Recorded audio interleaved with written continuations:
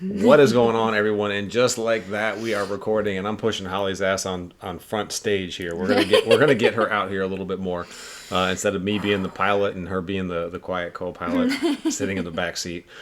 So this is the Nutrient Health Project podcast. As always, we are your hosts. My name is Andy Frisch. This is my beautiful wife, Holly Frisch. This is episode number 18, and we're going to talk about getting you those six-pack abs that everybody's questing after. So we've got some good tips for you today. I think this one's going to be a real eye-opener for some people. So before we get into the episode, though, guys, as always, if you could do us a favor and just leave us a 5-star review on Spotify or Apple Podcasts, it's really simple. You just go to our podcast profile page. There's going to be like a little review button, and all you're going to do is click it and hit that 5 stars. And if you want to leave us a comment, then awesome. We really appreciate it. But leaving us those 5-star reviews helps this podcast grow. And we are super small and super humble right now, but we're trying to get bigger. And those 5-star reviews do indeed help the little algorithm buggers out there to get us up the charts a little bit. So... And if you have any questions, feel free to send them to us at nutrient, HAF, as in like health and fitness, at gmail.com. Nailed it. Anything else? No. Okay. So I'll cover the other one. This is just for clarity. That's all for today. I asked her if she wanted to do both of these, and she was like, "Yeah, I'll do both." And then I guess she just wanted to do the one. So also, if there's anything from today's episode, so this was your line, but I'm taking your line. If there's anything from today's episode that you learned and you want to share, it would be awesome if you guys wanted to, post it on, post it on social media. Tag it with @nutrient_official on Facebook or Instagram if I could talk. Hopefully I don't say anything about nutrient shoot like I did last weekend. But put the screenshots out there. Help us grow this bad boy. That's all we're asking. So with that, housekeeping in order, and Holly, I think, knocked it out of the park pretty well, right? So let's get into it. So showtime. All right. So 3 tips for 6-pack abs. We're going to keep this super simple. Number 1, crunches. Lots and lots and lots of crunches. Number 2, genetics. Lots and lots and lots of genetics. And number 3, 0 carbs. You cannot eat a carb until you can bounce a quarter off of your abs. Obviously, I'm completely full of shit. Those are not keys at all or important into getting a 6-pack ab, a 6-pack ab, just one big 6-pack ab. These are not key to getting 6-pack abs, although it is what you see people touting crunches all the time. I taught an ab class at one of the local gyms for 4 years, 2 times a week, and we did tons of crunches, and I felt like it was a fun class. It was a good burn, but nobody walked out of there with 6-packs. Genetics get blamed for it, like, I just don't have good genetics. A little anecdote with me. When I was growing up, I was fairly husky kid. I wasn't like obese, but I was like skinny fat and just always very uncomfortable in my clothing. And I remember asking my dad when I was probably like 14 or 15, maybe even 16, I don't know, but like when I got old enough to give a damn about that, I asked him if he thought I'd ever have a 6-pack. And he was like, well, do you want me to tell you what you want to hear, or do you want me to tell you the truth? And I was like, well, tell me the truth. And he's like, no, I don't think you'll ever have a 6-pack. And that's because he never had a 6-pack. And as I got older and I started to see kind of what he kept in his fridge, because my parents had split at that point, and when I visited, he had a lot of like cookies and orange juice and all this stuff that was in his fridge, and it's like, well, no wonder you don't have a 6-pack. Granted, he was strong and benched good amounts and all that stuff. I'm not trying to knock my dad, but that would be why he didn't have a 6-pack, because his nutrition was not on point. So genetics may play a role in one regard, and we'll get into that when we get into the real reasons, but genetics get blamed for a lot of this. And then the 0 carb thing, there's going to be a time and a place for it, so we are going to get into that, but like, you don't have to be carb phobic to get a 6-pack. So with that, ultimately, if we go to the serious side of like what really helps you get a 6-pack, it ultimately comes down to 2 things. To really simplify this, and this is like for real talk now, for real talk. Number 1, you have to have a developed midsection. And that does not just come from crunches, right? We're going to give you guys some exercises. We're going to give you guys, we're going to give you the dirt. We're going to give you the good information here. We're going to talk exercises, but typically a developed midsection does not just come from crunches. What comes from lots and lots of crunches, neck pain, maybe a little bit of definition in a certain area of the abs, depending on how you're doing the crunches, but you're not going to get a strong developed midsection, and six packs do not come from tons of crunches. So, but number two, the other big thing is having a low enough body fat percentage to see the abs. That will vary from person to person. So if you have a guy who's bigger and he's got a lot of muscle mass on him, like, he's not going to need to get as low of a body fat percentage to see his six pack as if you had someone who was, way more of a slight physique and muscles weren't very dense, right? So that person is going to have to get probably lower body fat percentage to see what's going on as far as a six pack. So the body fat percentage, there's no magic number. It's not like, well, once you get down to 10%, your abs are going to pop. It's going to be different from person to person, and obviously gender to gender, right? So, but getting that low enough body fat percentage is essentially going to come down to four things. So we're going to be talking diet. We're going to be talking training. We're going to be talking stress management. That is huge, especially as you get older.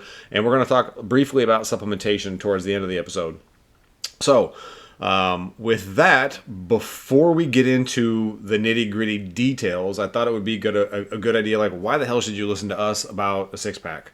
Why, like, what relevance do we have with this outside of being trainers and helping people lose weight and, seeming or at least acting like we know what the hell we're talking about? So, first off, personal experiences. So, Holly, I think it's fair to say you never have fully had like a shredded six pack, right, but you sure as shit have had a very flat stomach with the outline of a six pack. Right. And again, I mean, losing 92 pounds like that. And I was bragging on her the other day too, as a little side note. So she lost that 92 pounds back in 2015 and 2015. Yeah. And it's now 2022, which means that she's had that weight off for 7 years.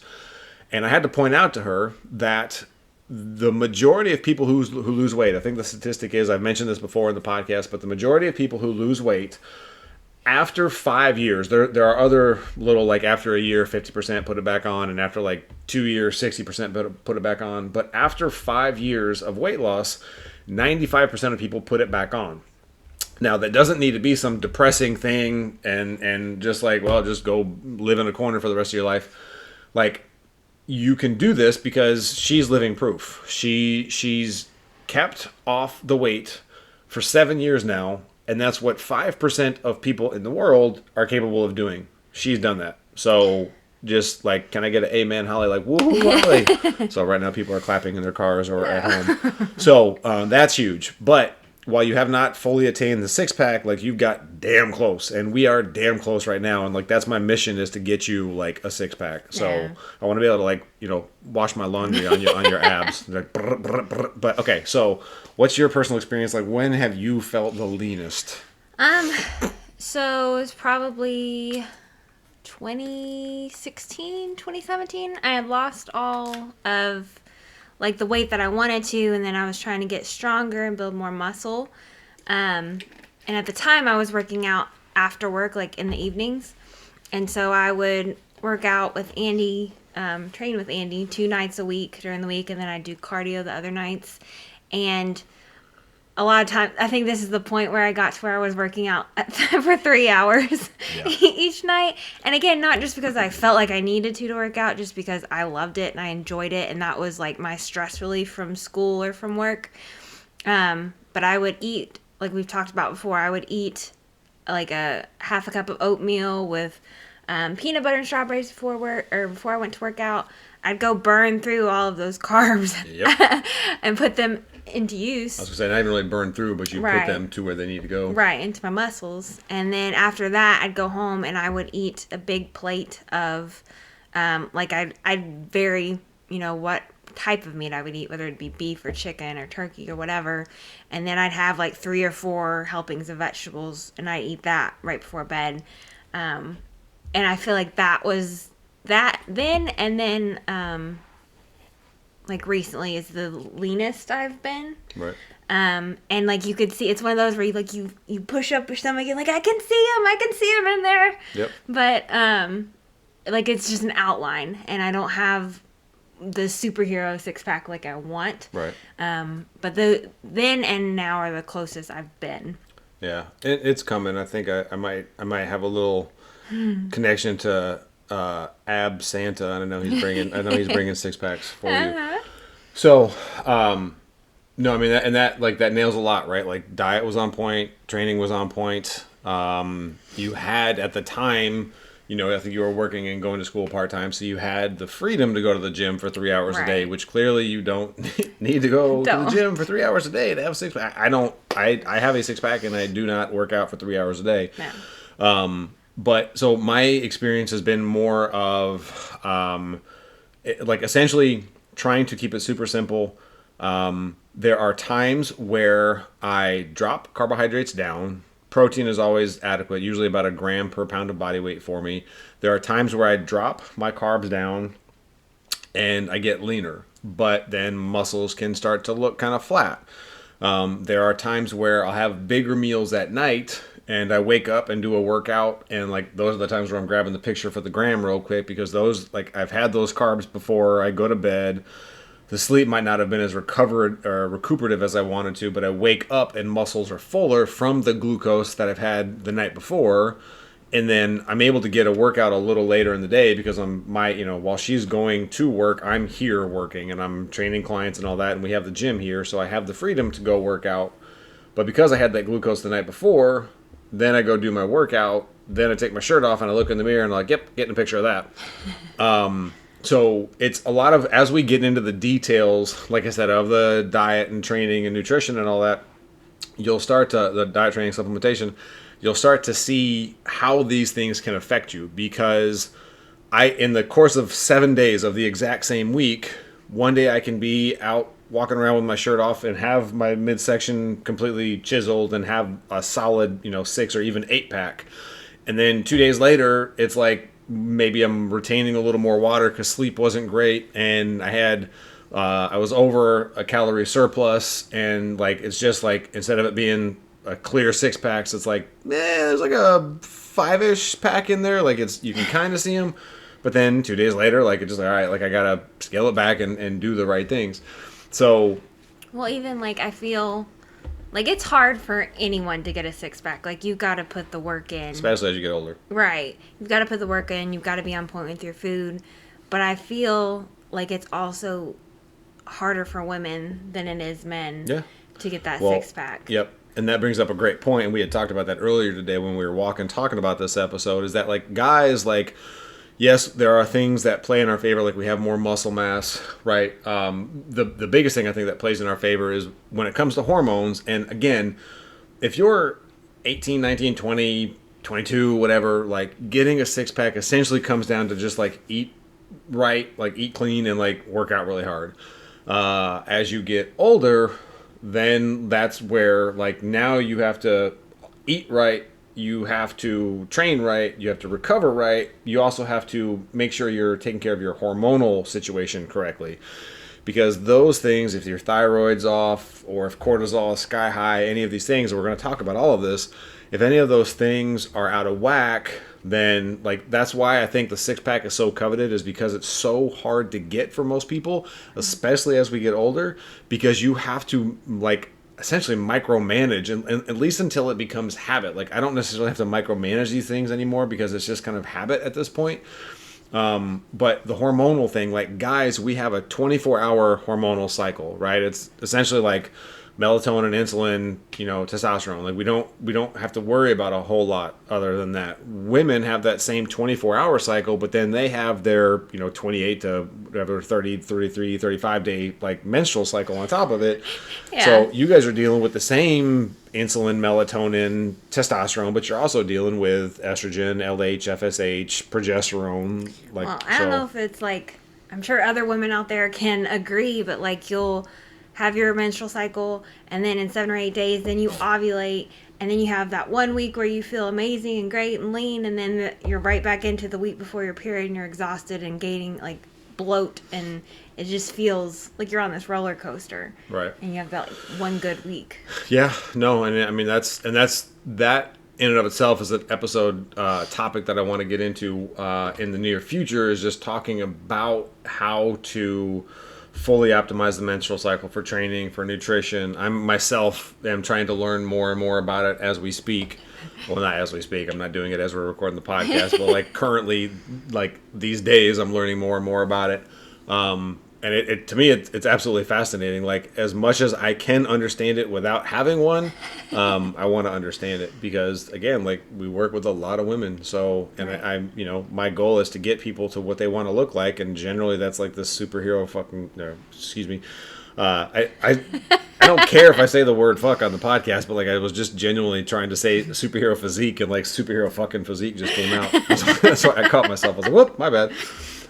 Explicit label on this episode. So, all right, with that, let's actually get into the nitty gritty now of what you need to do to be able to get an actual six-pack. So, like I said, we're going to break this down. We are going to talk training. That's, like I said, it's more than just crunches, but we're going to kind of hit this in order of importance, I think, as far as diet, training, lifestyle, and then supplementation. So, diet, first and foremost. You do need to be in a calorie deficit in order to lose weight. Okay? Like basic physics. You need to be in a calorie deficit. The only problem with that is this gets tossed around a lot on the internet, is people will say, like, if you're not in a calorie deficit, if you're not losing weight, you're not in a calorie deficit. And it's not that simple, because it's like, it has to do with being in a calorie deficit. But if you're in a calorie deficit for too long, then, and I've talked about this in the past, your hormones are going to get out of whack. So it's like, and I have a lot of people reach out to me. I just had a 20-minute conversation with one the other day. She said that she was eating like 800 to 1,000 calories a day. She's burning 3,000 to 4,000 calories a day, which I guess is possible as active as she is, and dance classes, and, you know, working on a farm and all of this stuff. And she's like, I know that's probably the problem, but, and I was just like, so stop right there. That's the problem. Like, so she's in this massive calorie deficit, but the body is just saying, like, okay, we're going to shut down any possibility of losing fat.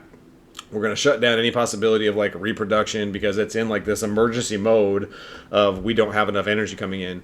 So you do need to be in a calorie deficit, but it's a catch, because stress and cortisol will throw all of that out of the window. And we're going to get into, when we get into the lifestyle, we're going to talk about kind of ways to mitigate stress, but I also want to explain, and again, this is a subject for an entirely different episode, which we might do this for like episode number 20, which to me is like the landmark episode. When we get to number 20, I'm like, we made it, fucking number 20. But I want to talk about stress and cortisol and their effect on the midsection, because here's something that's very interesting. I think I've talked about this in the past as far as like cortisol's effect on the midsection, but it's like, cortisol will cause your body to retain fluid around the midsection. And if you think about it from like an evolutionary principle, right? I swear to God, I talked about this in the last episode or not. This is where like you listen to other podcasts and you hear somebody say something. Like I've listened to, you know, Rogan in the past. It's like, he said that story like 2 episodes ago. And it's like you forget the things you say. So forgive me if I've already said this. I feel like I have. I'm having deja vu right now. But like if you're being chased by a lion, it's going to rip your arm off. You can live without your arm. But if that lion like gouges your midsection, like you're kind of done. You're screwed. You're done for, right? So you need cushioning around the midsection. So if you have a really hard time losing weight in the midsection, like cortisol and glucose regulation, which those kind of go hand in hand, is generally going to be the problem, can generally be the problem. So you do need to be in a calorie deficit, but there's the catch of like, if you're always in a calorie deficit, you probably need to take a break and get out of a calorie deficit for a while to make it okay to go back into a calorie deficit, right? You need to let your body know that things are okay. And if you're in this massive calorie deficit, like at least get that calorie deficit down to like 300 calorie deficit a day, 500 calorie deficit a day. But that is important. So really, it's not just being in a calorie deficit, it's being in a calorie deficit and having healthy hormone levels, right? So that clearly you get this point at that time. If you're in a calorie deficit, and you would know that by tracking food, if you're in a calorie deficit and you like how do you know if your hormones are healthy? Well, are you sleeping well? Do you recover well, right? And I think I've talked about this before. There's a really good coach in the nutrition space named Sam Miller, and he has SHREDS, and SHREDS stands for, I might be getting the S's out of order, but I think it's sleep, hunger, recovery, energy, digestion, and stress. And if any of those things are kind of out of whack or suffering, then that's kind of biofeedback, i.e. your body telling you like, hey, something is awry, something is amiss. So, but if those things, again, SHREDS, sleep, hunger, recovery, energy, digestion, and stress, if those things are all good and you're in a calorie deficit, then that's where you can start kind of playing around with your macro ratios. Maybe bringing carbs down a little bit, maybe bringing fats down a little bit and carbs up a little bit. Everybody's going to be different. There's no one size fits all. It's not like the times that I have the shreddedest six pack. It's like just all low carbs. Sometimes I have a shredded six pack. I'm at like 40% carbs and just low fats. So, but you do need to be in that deficit. So, and playing around with those macro ratios can definitely help. None of this though is like a long-term solution because again, being in a calorie deficit for extended amounts of time, your body responds to that kind of like in this self-preservation mechanism, and it's going to say, your body doesn't give a damn about having a six-pack. Your body cares about like reproduction, maybe operating like, enough to find a mate to reproduce and find food to like live the next day so that you can then again reproduce. But so if you're always in this deficit, the hormones all start to downregulate. And that's where people, I think, will say that it is difficult to maintain a six-pack year-round, right? And that's not even bringing into account like all the yummy Christmas foods and Thanksgiving meals and birthdays and all that. It is difficult. Some would even say it's impossible. I don't think it's impossible. For me, I think it's just like different levels of definition in the midsection. So, but I am also very, would you say OCD when it comes to diet and training? So, but it's not a stressor to me. Like it's a natural way of life, and I feel best when I'm doing that. So, because like I said, I want to look like a Logan superhero. So, all right. So diet plays a huge role into it. So, and again, I wish I could just give be 40% protein, 40% fat, 20% carbs, and that's going to be your ticket to Abville, USA. It's not that simple. So, again, send us questions, right? Like that, and actually, so episode 19, we're doing a Q&A episode. Send us questions again. Where do they send them? nutrienthaf@gmail.com. If you're not watching, she had to really think about that one. But send the questions to us and say like, hey, here's who I am. Here's how tall I am. Here's what I weigh. Here's where my calories and macros have been. What would you recommend? And I'm happy to answer those questions. And I could do it online. I could do it via Facebook, whatever. I'm happy to offer some guidance there. We also obviously do nutrition coaching if you want to take on that role. But again, I wish I could give a blanket statement, but I can't. So training. Let's move on to the second out of four big factors here. I mentioned earlier that like crunches are just kind of like meh. Right. And even worse, what I see most people at the gym doing are like those hypersonic fast crunches. Right. This is the guy that's in the corner of the gym going like, that's supposed to be fast crunches. I know it sounded like something else, but like, so if crunches are like kind of like meh, then to me, fast crunches are like, bleh. Like you're not doing anything. All you're doing again is like yanking on your neck, and you're just trying to give yourself like a neck hernia, if that's a thing. So sorry.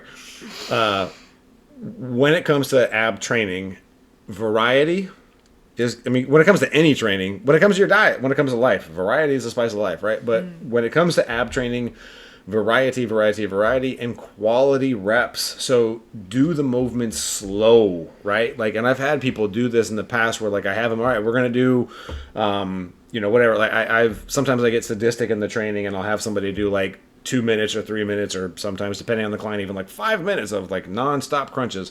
Now, not 5 minutes of non-stop crunches. They're going to do as many crunches as they can in 5 minutes. So they're going to like take breaks, but it's like a 5-minute timer and let's see how many you can get. And I've had ones that get, 110, 120 crunches, but it's like, it didn't really hurt too bad. It's like, okay, so cool, but now we're going to do it the right way. We're going to slow down, and we're going to go into this full range where you're going to like really lean over the ball and stretch open your abs, like really like you're trying to like offer your belly to the ceiling, right? Just like really opening up that midsection and stretch those abs and get that stretch for a second or two. And then slowly using your abs, contract your body up forward, like you're kind of like rolling up something, right? Like rolling your rib cage up to your pelvis, and use those muscles to contract, and then only come up as far as you can to where you still feel the tension in your abdominal muscles, and squeeze that son of a bitch, blow out that air, and then reverse it right back out, open out. So now instead of getting 120 and being like, yeah, I mean, it wasn't too bad, they get 20 and they're like, holy shit, I'm dying. And they're shaking on each rep because they're going slow and then that full range of motion. So quality reps get you quality results, right? Shitty reps, shitty fast reps, unfortunately don't get you fast results. They get you shitty results. So feel the muscle, have the intent. That's something that you've gotten a lot better about as far as intent on exercises. Yeah, So, I used to not be able to really feel my abs. And like I've never be sore from abs. Like my obliques, I can feel them. And then like instantly now when we go into dead bugs, like I just feel the muscle working. right. Yep. Instead of my lower back coming up. Yep. You know? And obliques, if you're not sure where those are, so if you think of the six-pack muscle like up and down the side, like obliques are just kind of like off to the side, kind of like right above your hips. Those, like those kind of like finger-looking guys that are going into the side. And you mentioned dead bugs, which we'll cover here in a second. But when you slow down and you have the intent and you feel the exercise, now you're actually getting that mind-muscle connection, because there is a certain level, and everybody's different. Some people have just a natural ability with this. For me, I feel like every single bit of definition, every single muscle that I've grown, like I've had to work my ass off and tell my body, like, I'm trying to get this muscle right here to grow, right? Same. So, like, thinking about that and having that intent, like there's a world of difference. There's a really good example that I've used with clients before, is like if you're doing a dumbbell lateral raise and you're just lifting that dumbbell out to the side to work your shoulder, you can just lift the dumbbell with your hand and think like you're working your shoulder, or you can maybe have to lower the weight a little bit and like reduce the weight and think about your shoulder to the side contracting, and as you contract that shoulder, it naturally lifts your hand up with that weight. Now there's a world of difference in the feel of that. Going back, just like I said with the crunches, right? You can sit there and just like like bang out 100 crunches, or you can slow the fuck down, put a Bosu ball or a Swiss ball stability ball underneath of you, get that full range of motion, get that stretch and get that squeeze, to have that good intent. Well, you can like envision the muscle you're working. Yep. That helps me a lot. But Yep. then also like even touching it, like as I'm lifting. That's it. another real good tactic. Like touching the muscle. That it just kind of looks weird, right? If you're in the gym, like tapping your abs. But sometimes I'll do it. I don't give a shit. So, yeah. But yeah, then like I thought of Schwarzenegger when you said that. Like he talked about like because he was like famous for his biceps. He would talk about like as he was training, thinking about his biceps being muscles, right? Or like another guy that was like big. What did I say? Muscles. Yeah, he's thinking about his biceps being muscles. Thank you. He's thinking about his biceps. This is going to devolve like episode 16 did. But he was thinking about his biceps being mountains and like peaks as he curled up. There's another guy that's real famous in this for having big biceps, C.T. Fletcher, and he'll look at his biceps as he's curling and saying like, I command you to grow, and like just sitting there screaming, right? Like, you know, I get crazy and kind of do some of that stuff in the gym too, but I mean a lot of it's for fun. But intent is huge. Some of our favorite ab exercises, like I said, crunches aren't where it's at. If you do crunches, like get, like I said, a Bosu ball, a Swiss ball, a stability ball. That's the same thing. If you're like, what the hell's a Swiss ball? It's the big ball that you buy and you sit on. Or those ab mats that you see where it's like kind of like flat on one end and it's like just like a little bit of kind of like, I don't know, what would you call that? Like a little hill. A little raise, a little small hill. To where you can put underneath and just get that thoracic extension where you're lifting your chest up and exposing your belly, essentially. Mm-hmm. Those are great if you're going to do crunches. Some of our favorites, Holly's already mentioned one of these, and we're going to take turns on these because I'm going to get you more vocal. But this is repetition for you. This is practice for you, so no pressure. But she's already mentioned dead bugs. Any of these, obviously, even if you are watching the video, I'm not about to stop in the middle of this podcast and show you like, all right, this is how you do it. But if you're not familiar with a dead bug, outside of like a beetle, like on its back, dead bugs are a phenomenal abdominal exercise. I'll actually be putting out some videos soon in the next like couple weeks of how to make dead bugs even more difficult by using like a hip circle and dumbbells and bands and stuff like that. But essentially, a dead bug is where you're laying on your back. You have your knees to the ceiling, your hands to the ceiling, and you're getting like just a little bit of like a contraction in your abs. So you look kind of like a bug on its back dead, like kind of like curled up and crunched up. And then you're going to, essentially, there's all kinds of variations, but you're essentially just going to extend out like your legs, possibly with your arms as well. And it's hard to like visualize, so just YouTube dead bug, but you're extending out and you're working your abs by essentially lengthening the lever of your legs and your arms to like obviously opposing directions. Right. So what's the next one? Reverse crunches. And they'll get you. Like, they're still at times hard for me to feel because they're like your lower abs. So like I really have to focus on feeling them where they're supposed to be felt. It's like you have a weight. I'll hold on to a weight above my head, and then you have kind of like your legs at like a 90-degree angle, I guess. It's kind of hard to show with your hands. Mm-hmm. You gotta think too. People are listening, not right. just watching. So. And then like I usually try and keep my calves close to my hamstrings. Yep. And then you'll use your abs to pull yourself up where your legs are going like above your head, and then like slowly let yourself down. Yep. And then before your back, like you feel your back come off the ground, like go back up into it. Yep. And it's a really good exercise for those lower abs. Yep. So again, just to like nail that home, I might not need to, but just like to describe it. So you're laying on your back, weight is above your head on the ground. You're just reaching up above your head and holding on to something for leverage. You don't, as you develop the strength more and more and more, you don't have to do that, but it definitely does help for leverage. She mentioned like the leg positioning. You're trying to think about, if you're laying on the ground, you're basically taking your pelvis or your tailbone and trying to like curl your tailbone up into your sternum, like up into your like chest. So one of the best things that you can do to isolate it, it makes it tougher, definitely makes it more difficult. You know, it's kind of tricky. So if you're just starting out on this, don't even worry about this tip right now. But if you've been doing reverse crunches for a little while and you want to kind of like crank up the efficiency and make them more difficult, this is kind of like a pro tip. As you're about to curl up and take your tailbone and your pelvis up into your chest, you're going to keep your hamstrings flexed the whole time. So you're trying to keep your feet and calves as close to your hamstrings with those knees bent. You're trying to keep your feet and hamstrings as close to your hamstring. Sorry, am I saying that right?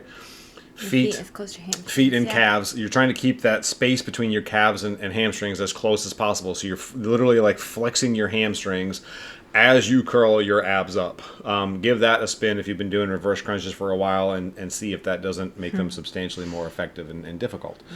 So the next exercise would be mountain climbers. This is, again, a really common one that you'll see. So if you're not familiar with a mountain climber, it's like you're basically in a push-up position and you just bring one knee up, like your right knee to your right elbow, put it back down, bring your left knee up to your left elbow. This is another one where you see in the gym where people are like, just cardio. like running against the ground, like they're like mad at the world and trying to push the earth down as they run at it or something. This is another one where it's like slow the hell down, right? So do mountain climbers, right? Have your hands in that position, but like bring your right leg to that right knee and just hold and squeeze that for a second, like you're trying to like really squeeze that right knee into that right elbow, just like squeeze that side. And then extend out, and then bring the other leg, your left leg up, bring it and squeeze it in there. Again, another one, if you don't know what a hip circle is, hip circles are like those kind of shorter bands. Just search it on Amazon or the World Wide Webs. But a hip circle, put a hip circle like maybe an inch or two above your knees on your thighs and do mountain climbers like that. Get that extra resistance. That is a murderous one, and I'll probably put out a video for this too pretty soon. As I'm talking about these two, before I forget, if you go to YouTube and just search Andy Frisch, I've tried to change it to Nutrient, but I guess it's tied to my Google account, so it's Andy Frisch. Can't do anything about it. But if you go there, go to playlists and then scroll down. There's tons of playlists for different body parts, and there have been a lot of new exercise videos put on there that I need to categorize in those playlists. We are looking for someone to help manage our social media and YouTube accounts if you are interested. But if you scroll down, there's actually like an abs and core playlist, and I think it has like 62 or 63 videos. I might be overshooting that, but I mean, there's like 400, 500 videos on that YouTube page. Some of the audio on them is horrible because my phone at the time, for some of them, sucked ass. Some of them, the audio is perfect. Some of those exercise videos are going to be stupidly difficult for you. Some of them are going to be just right, and some of them might be too easy, right? So find your Goldilocks zone when it comes to abs, but there's an ab playlist out there on top of legs playlist and all this other stuff. So we do have tons of videos out there already, with more coming very, very soon, because we're, can I say that we're on fake? No, I can't. Never mind. We have an opportunity that I can't speak about right now. So what's the next one? Hollow holds. Hollow. These are hollow. I don't like these. These are not my friend. No, they're tough. But I need to do them more, because Andy always told me you need to do what you don't like. Right, and part of the problem is you got a little bit of junk in the trunk. Right. So if you have junk in the trunk, if you got a little cake back there, it's kind of hard to do hollow holds because it does make it kind of difficult. But how would you describe a hollow hold? So if like you lay down on the ground, like on your back, like anatomical position. Right. And then palms up. Yeah, palms up. And then you use your abs to like lift yourself up, pushing your back into the ground. Yep. And like tightening your core, I guess, like bracing. That's what you always say. Yep. And then like holding that, you think it won't be hard, but like 30 seconds is like murderous. Like You've done Chinese sit-ups. How much is that? Yeah. Well, first off, that's like not a politically correct term. Well. So I don't think you can say Chinese sit-ups. That's what. What do you say? Asian that's what sit-ups? Alan. No. I don't know.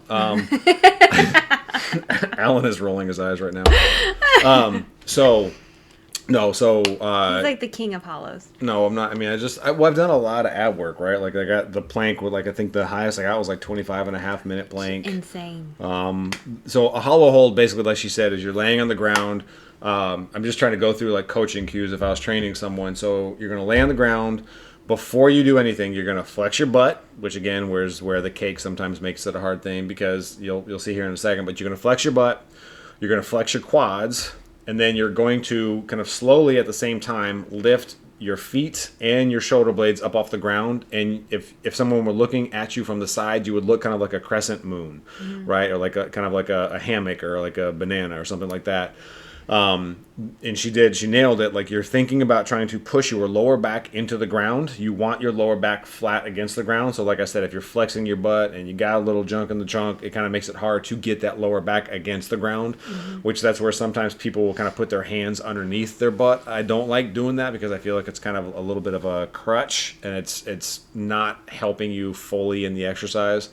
If it's too difficult to do a hollow with the legs extended and quads flexed, what you can do is bend your knees and bring your knees in towards you a little bit. So instead of being like a full-on like hammock kind of banana shape, you're, now again, I don't know what that shape would be, but like a hammock that someone is bringing one end closer towards the middle. I don't know. So, but they are tough. Like when I'll have a client who's not done them before, we'll start with 10 seconds. We'll do a 10-second hold and like 20-second rest, and we'll do that a couple times through. Yeah. I think the most I've ever gotten, I don't know if it was 3 minutes. I feel it was like 2:40 or something like that. But I mean that it's horrible. It's crazy. Absolutely sucks. So the second to last one is what I talked about already, the full extension crunches. So if you're just standing there, or if you're sitting in a chair and you kind of like lean back and open up your stomach, like kind of raise your rib cage, that's extending your spine. So full extension crunches are anything that allow you, that put kind of a cushion underneath your back, that allow you to like really like drape yourself open. Some of my favorite ways of doing that are, if you're like able to do decline sit-ups, you can like kind of really like open up as you come down. You can put a Bosu ball underneath of you. Shit, I just had one that completely escaped me. The GHD, a GHD machine, which is like where you're gonna like lock your feet in.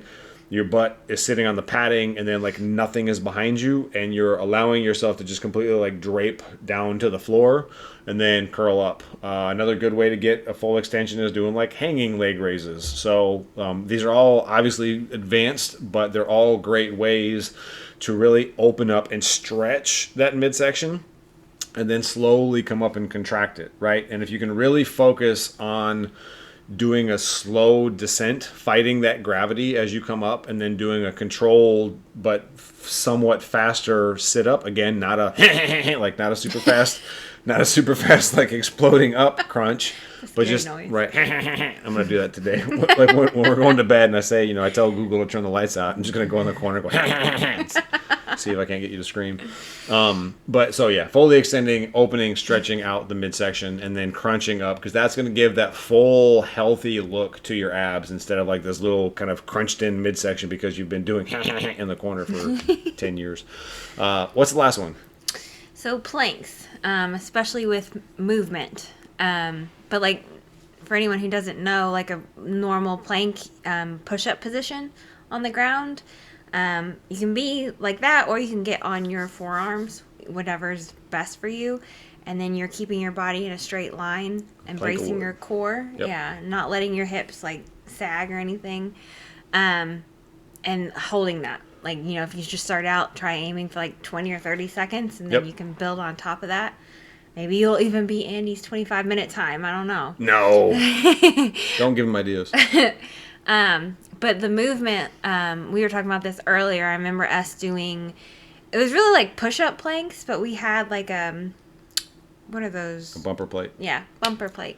And you'd be on one side, one hand would be on the plate, one side would be off, and you do a push-up, and then you walk yourself over, and then do another push-up. And that movement, the next day, I was so sore. Like, I had not felt that sore in a long time. Yep. So it's like you're in a push-up position. Bumper plate is like the big, if you're not familiar, like the plates that you'll see when people just drop the bar and it bounces. That's a bumper plate. So it's a little thicker, like a little higher than a regular plate. You have one hand on the plate, one hand on the ground, and you do a push-up. And then keeping your hands directly below your shoulders, because a cheat that people will do is they rock their butt into the air. So then their hands are more like kind of like higher than shoulder, and it takes all of the tension off the midsection. So you have to keep that body like in one solid plane. Keeping your hands directly below your shoulders, you then kind of shuffle hand over hand, foot over foot, to where now the other hand is on the other side of the plate, and the other hand that was on the plate is now on the floor.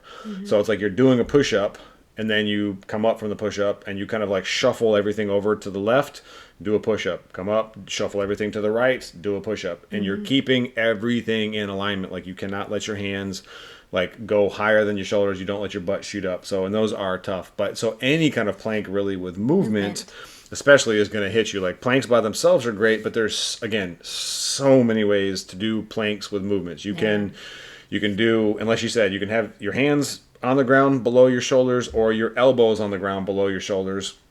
But you can do like a side-to-side hip dip plank, where you're just like kind of taking one hip, trying to come down to the ground and back to center, and then the other hip down to the side, to the ground, back up. So you're kind of like twisting almost side to side. Medicine ball. Your hands or your feet on a medicine ball. Yep, putting hands, feet on a medicine ball, put your feet on a foam roller, put your foot on a Bosu ball, put your hands on a Bosu ball. You can do kettlebell pull-through planks, where you have a kettlebell or a dumbbell like to the outside. So say like it's just to the left, like outside of your left hand. You reach through with your right hand, again, keeping that good solid plank position, pull that kettlebell or dumbbell like past through your left hand underneath your body all the way out to the outside of your right hand. Put your right hand on the ground. Now you reach through with the left hand and grab that kettlebell and pull it all the way through. So you're kind of keeping that core braced as you're pulling something across side to side. I remember that time at the gym you had me put my feet on those sliders. Yep. And like be in push-up position, and then like push my way back, walking backwards, and then climb my way forward. A plank walk. Woo! Yep, those are tough. Yeah. Hell, even just doing push-ups with your feet on sliders, right? That's a whole other stimulus. You can do shoulder tap planks, where you're holding the plank and you're just like tapping shoulder and then tapping the other shoulder. So you're basically like holding a one-arm plank for like a couple seconds. Down. Yeah, up, down. So you start on your hands and come down to your elbows, and then come back up on your hands, and then back down to your elbows as you're holding the plank. So I mean, there's tons. RKC plank is another really favorite. I feel like Alan's in the background, like RKC plank, just like yelling. But RKC planks, those are really good. So you're basically like holding a plank position for whatever 10 seconds, 20 seconds, and then you are like contracting and like forcefully like. So if you're on your elbows and your feet holding a plank position, and RKC plank is where you're thinking like you're trying to bunch the carpet up between your elbows and your feet and like squeezing, contracting everything as hard as you can for like 10 or 20 seconds, and then you relax into quote unquote relax into like a normal plank. So but just again, look at like plank variations. I think there are videos on the internet where there's like hundreds, like 100 plank variations, and it's like people just flying through them.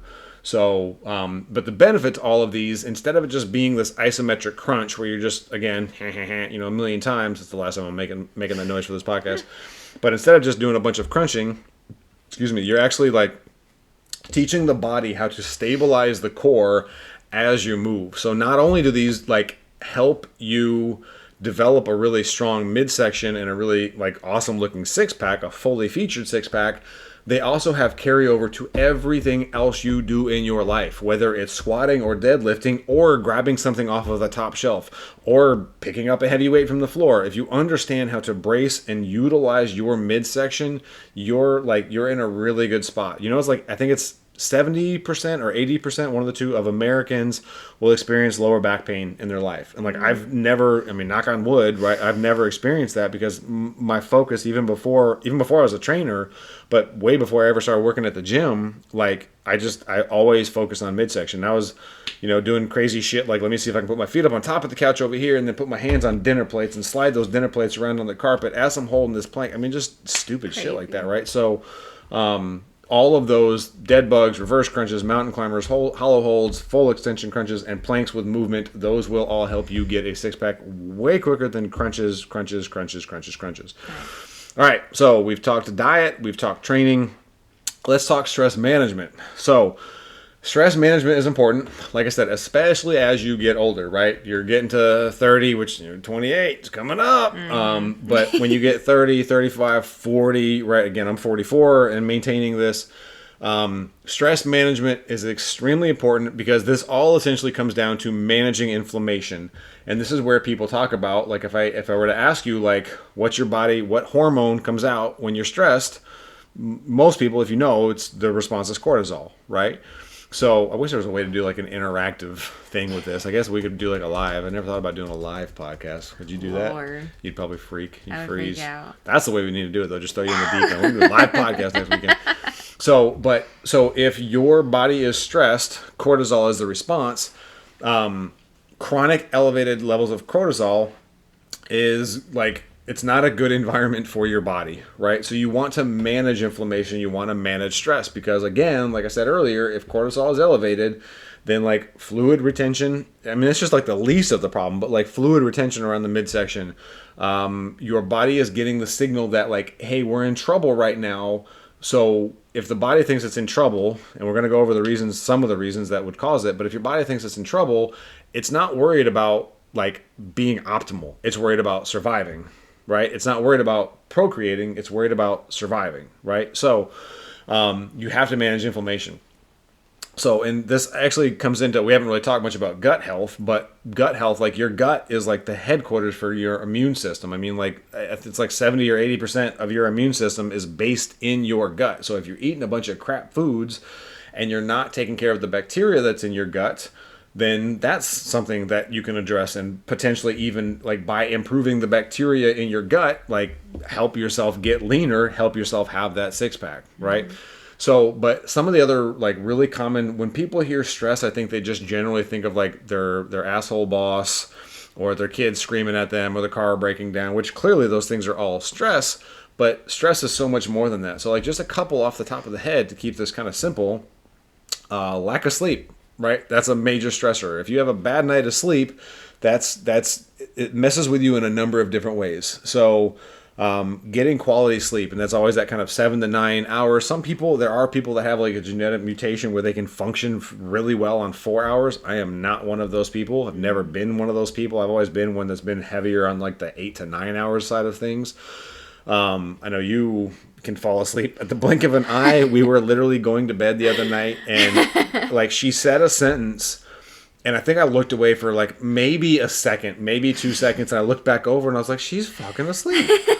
Like, you said a sentence to me, you were talking, and then I looked and I was like, are you asleep? And I think you was like, I just I done fall asleep. And he was like, you just like, just a switch was like flipped, and it was like, I've always been like that. I've always had that switch, and like my head hits the pillow, I'm out. Yeah. And then if I wake up, it'll be during the night. But yep. She also does that if we're watching TV. Like, I don't really sit on the couch much. I'm sitting on the floor, like doing my stuff, like stretching, or just like, I just don't like sitting on the couch.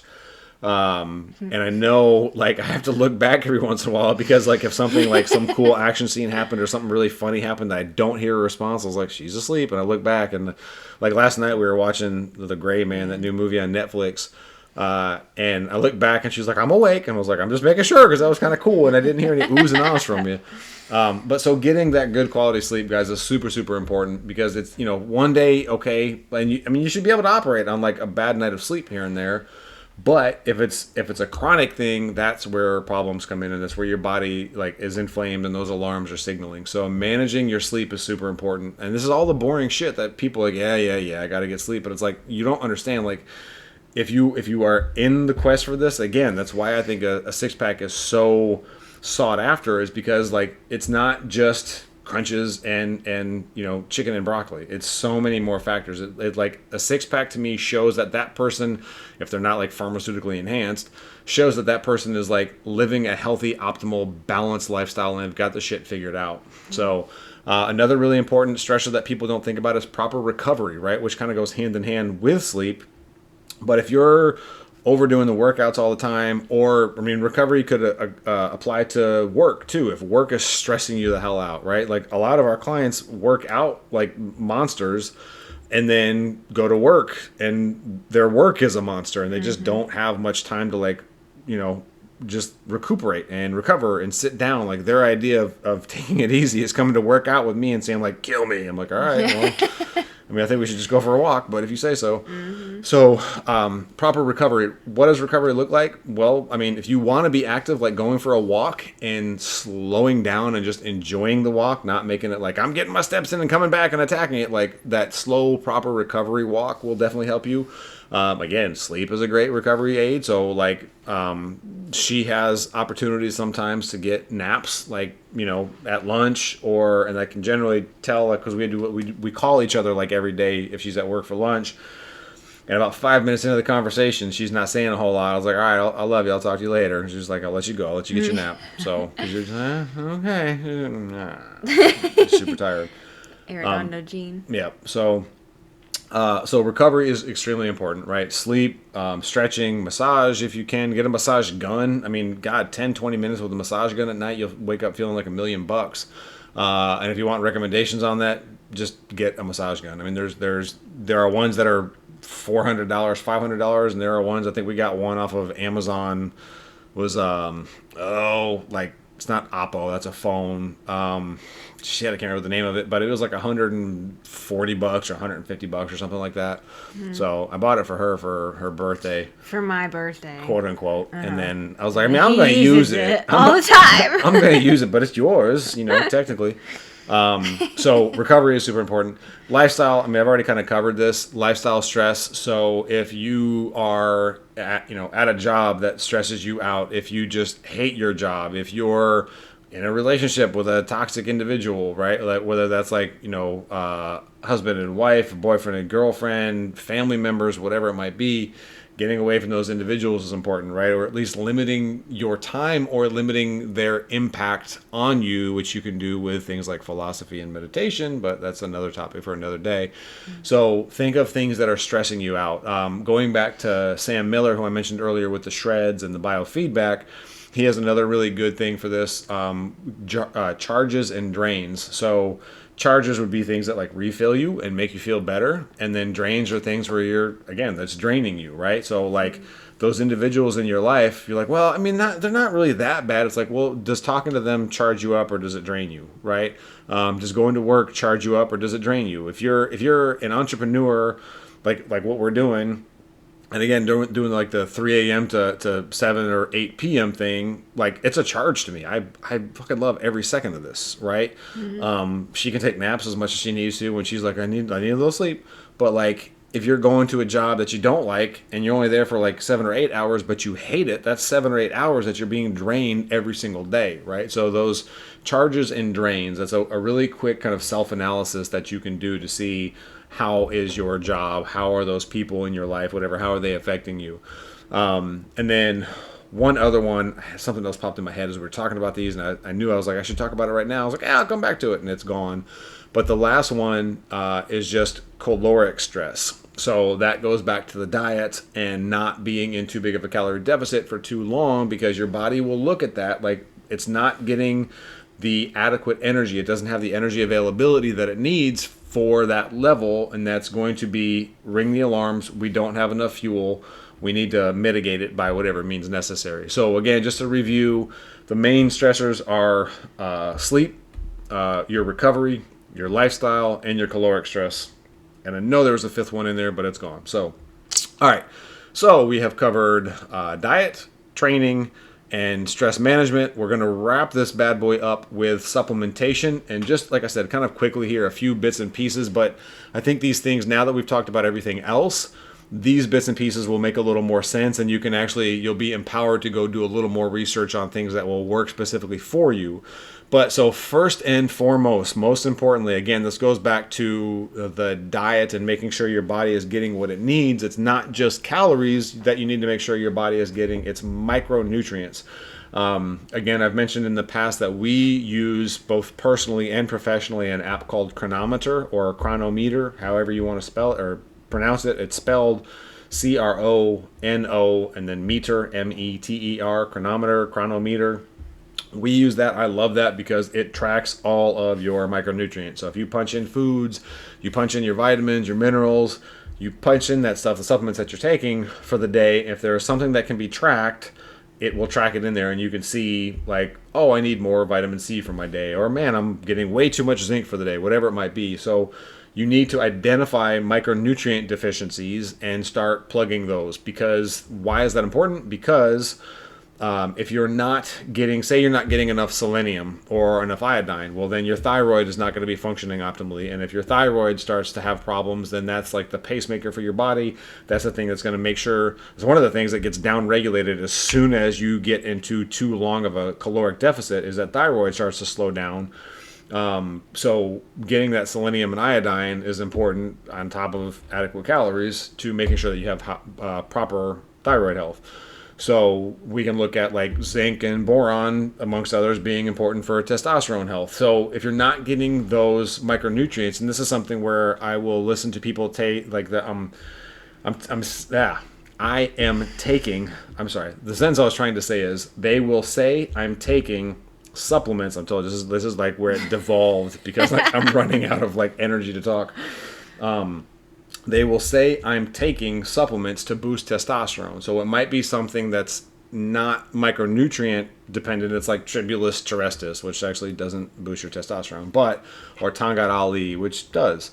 But they're not getting adequate zinc and boron and things like that. It's like basically saying like, I bought this thing that helps me pump the well, but I don't know if there's any water in the well. So you need to get that, like the micronutrient status. That's why that's the first thing I mentioned. A couple other supplements that are important that can help with developing that six-pack. CLA, or conjugated linoleic, I think, acid, CLA. That is, it's been shown to specifically help people lose weight around the midsection. Again, I think it's been mostly shown with leaner individuals. So if you're trying to lose 60 pounds, it's not going to help you lose weight just in that midsection. But CLA does help lower cortisol. So what I was talking about earlier, cortisol being the problem, CLA will help lower that cortisol. Another one, ashwagandha, that also helps you manage stress and again lower cortisol. So you're seeing a recurring theme here throughout this entire episode. Ashwagandha has other benefits too, like it's been shown to help with exercise performance. It's been shown to help with thyroid health. Again, all of those might just be through like mechanisms that help lower cortisol and help you deal with stress better. Another combo is Alcar and ALA. Alcar stands for acetyl L-carnitine, and ALA is alpha lipoic acid. Those alpha lipoic acid is a really strong antioxidant, which again helps reduce inflammation. And Alcar, I believe its mechanism of action is that it helps free up fat stores, but don't take my word for that because my brain's starting to run out. But the recurring thing with the supplements really, and this list could be an hour long, but the recurring thing with these supplements is like anything that helps you manage cortisol, which again with CLA, ashwagandha, there's one called phosphatidylserine. There's a laundry list of things that will help you manage cortisol. Carbohydrates help you manage cortisol too. That's why it's important to not always be low carb. But anything that'll help you manage cortisol will help you, especially with that midsection weight. And then anything that safely frees up fat storage. And I underline safely because there are definitely some dangerous things out there that you can use that free up fat storage. Like I'm pretty sure crack and meth probably help free up fat storage, but this is not the meth head's guide to six-pack abs. No. So we're not talking that. So with the fat storage, that's where the Alcar and ALA, I believe, would help. So with that, I think that's everything. We covered it. Yeah. What do you got to say? I don't know. Damn it, woman. One day I'll be good on the spot. One day. So how about better by every means? I'm gonna get you just like tagline or something. All right. So any last parting thoughts? Go get that six-pack, guys. Go get that six. Yeah. So that's what we got. I'm gonna go get something to eat because my blood sugar is dropping. I hope you got something from this episode. Please, if anything in this episode helped you, like I said, screenshot the thumbnail for it. Post it on social media. Tag us at nutrient_official. Send those questions to nutrienthaf@gmail.com. HAF as in what? Health and fitness. Boom. Healthy as fuck. Oh. Whichever one. Oh. I know this whole thing is explicit. Yep, very much so. But yeah, send those questions to us, guys. And then episode 19 next week, we are doing a Q&A session. So there's about 7 or 8 questions, I think, right now. So if you have other questions, send them to us. If you're listening to this and you have my message, if you have my number, text me questions. Like I want to nail as many as I can. So I still have a couple from Mike. I think I have one from Jennifer. I've got a couple from Amy that you sent me. If your name is not Jennifer, Mike, or Amy, like send me questions. And if your name is that, send me more questions. So let us know what you guys want to hear or what you want answered, and we will be putting those into episode 19 a week from today. So as always, guys, thank you so much for listening. We love every single one of you. Help us grow this bad boy, and we will continue to help you get your six-pack abs. So yeah. All right, I can tell she's done because I keep waiting for her to say something, and she's just like, hit stop, record. All right, with that, we love y'all. Have a great rest of your day. Have a great week, and we will talk to you next one. Bye, guys. Later, guys.